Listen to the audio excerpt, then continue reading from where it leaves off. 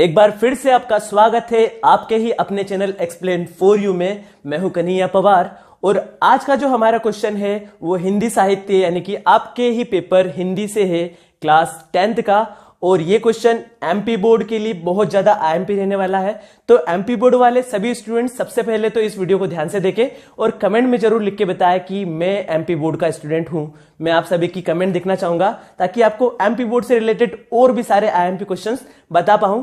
और साथ ही UP board, MP board और अन्य दूसरे जितने भी बोर्ड वाले हिंदी स्टूडेंट्स हैं वो इस क्वेश्चन को देख सकते हैं, क्योंकि हिंदी साहित्य सभी के लिए एक जैसा है। ये व्याकरण वाला हिस्सा है। तो शुरू करने वाले हैं हम। आज का जो आईएमपी क्वेश्चन है वह क्वेश्चन है अतिशयोक्ति अलंकार किसे कहते हैं, उदाहरण सहित लिखिए।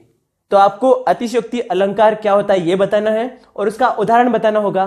तो आप वीडियो को देख रहे हैं तो वीडियो को लाइक कीजिए और स्टार्ट से लेकर एंड तक जरूर देखिए और आपको याद करवाने की बारी आती है। अब तो देखते हैं कि क्या है। जब किसी वाक्य या काव्य को पढ़ने, लिखने या सुनने में अतिशयोक्ति यानी कि बढ़ा चढ़ाकर बताने का बोध हो। अब इसका मीनिंग समझते हैं। वाक्य का मतलब आपने कोई भी लाइन बोल दी या लिख दी तो उसे वाक्य कहेंगे। काव्य का मतलब सीधा सा निकलता है पोयम या कविता।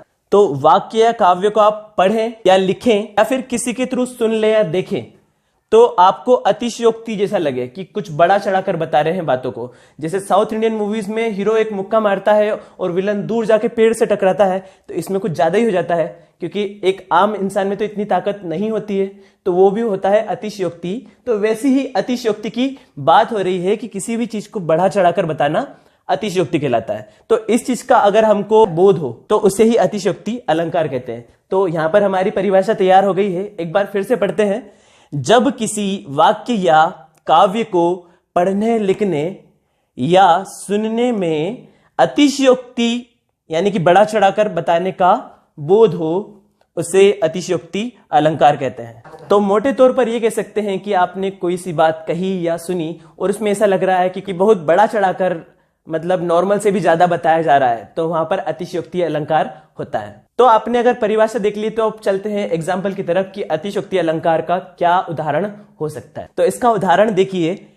पड़ी अचानक नदी अपार, घोड़ा कैसे उतरे पार, राणा ने सोचा इस पार, तब तक चेतक था उस पार। यानी कि इस उदाहरण में आप जरा ध्यान से देखिए कि क्या हो रहा है कि अचानक से बड़ी नदी पड़ रही है, तो घोड़ा कैसे नदी के एक पार से दूसरे किनारे तक पहुंचे, ऐसा राणा ने एक किनारे पर सोचा था और उसके सोचने भर में ही जो है घोड़ा अगले पार तक पहुंच गया।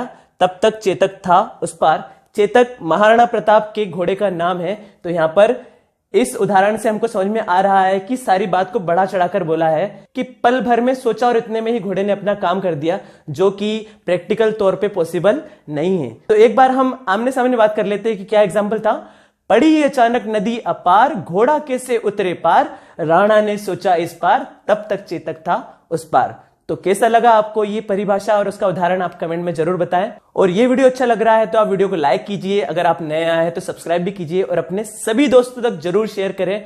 और जितने स्टूडेंट जिनका 1 तारीख को हिंदी का पेपर होने वाला है आप जरूर कमेंट करके बताएं। और आपके लिए तो ये बहुत ही ज्यादा आईएमपी क्वेश्चन है। सो वीडियो देखने के लिए थैंक यू वेरी मच। जय हिंद।